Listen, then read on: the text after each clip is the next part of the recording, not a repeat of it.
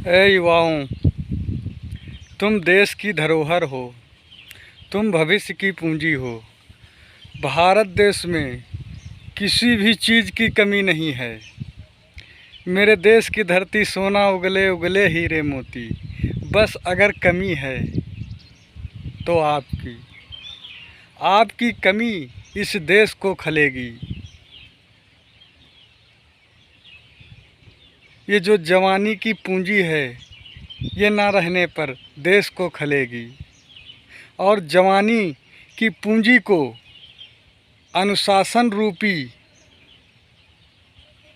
गहने से सजा कर रखो। अनुशासन में रहना ही सच्ची आज़ादी है। अपने आप को कमज़ोर मत समझो मेरे हमउम्र साथियों, कभी भी ना उम्मीद मत होना। ये कलयुग है दोस्तों, कलयुग है। कलयुग को कर युग भी कहते हैं, यानी कल कारखानों का युग भी कहते हैं। अगर आपको लगता है कि हम बेरोज़गार हैं, हमारी कोई कीमत नहीं है, हमको कोई पूछता नहीं है, तो ये मन जो है हमारा अभी कमज़ोर है। और सबसे पहले इसको मजबूत बनाओ। जो कुछ होता है सब इसी जवानी में होता है। हमेशा पॉजिटिव रहो। पॉजिटिव का मतलब ये है कि अगर ज़िंदगी आपको नींबू दे तो उसको नींबू पानी बना के बेच दो। ये स्किल सीख लो। ये स्किल का दौर है। ये कलयुग है, कल कारखानों का युग है, टेक्निकल युग है। बहुत से ऐसे स्किल हैं, आप सीख लो। मत दौड़ो किसी नौकरी के पीछे,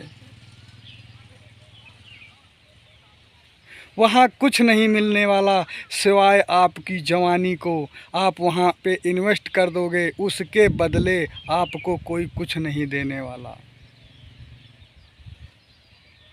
उदास मत हो, निराश मत हो, रास्ता निकल आता है। कहते समस्या बाद में आती है, सल्यूशन उसका पहले आ जाता है। एक बंदर था। एक बार क्या हुआ कि एक घड़े ने चने, भुने हुए चने रखे थे और वो आया। बंदर भुने हुए चनों का बहुत शौकीन होता है और आया। उसने क्या किया कि वो सीधे सीधे हाथ डाल दिया उस घड़े में। हाथ डाल दिया, हाथ तो वो आसानी से चला गया, लेकिन जब उसने चने पकड़े तो उसकी मुट्ठी बंध गई। जब मुट्ठी बंध गई तो वो जब हाथ खींचने लगा तो उस घड़े से हाथ नहीं निकला। तो बंदर उछल कूद मचाने लगा। उसको ये भ्रम हो गया कि घड़े ने हमको पकड़ लिया।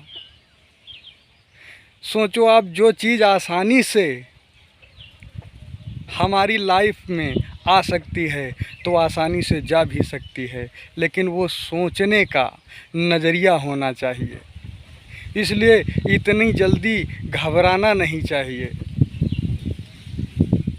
इस देश और दुनिया का यही नियम है, ये अटल नियम है। बदलाव जो आज है वो कल नहीं रहेगा।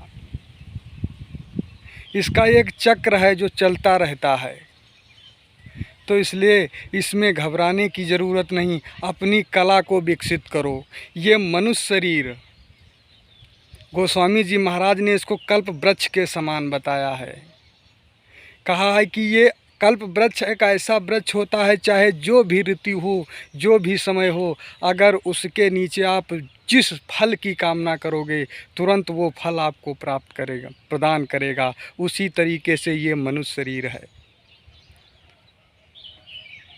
बाहर कुछ ढूंढने की ज़रूरत नहीं है। जो कुछ है अपने अंदर, दुनिया जीतने के बजाय खुद पर विजय प्राप्त कर लो। महात्माओं ने कह दिया कि कितनी बड़ी शक्तियाँ इसके अंदर छुपी हैं। बताया है कि तीसर तिल में पिल रहो, मन की डोरी खींच, सारी सृष्टि दिख जाएगी दो नैनों के बीच। सारी सृष्टि एक जगह बैठे बैठे आप देख सकते हो सृष्टि में क्या हो रहा है। इतनी बड़ी शक्तियाँ, अपॉर्चुनिटी इसमें छिपी हुई हैं, तो इतना जल्दी हार नहीं माननी चाहिए।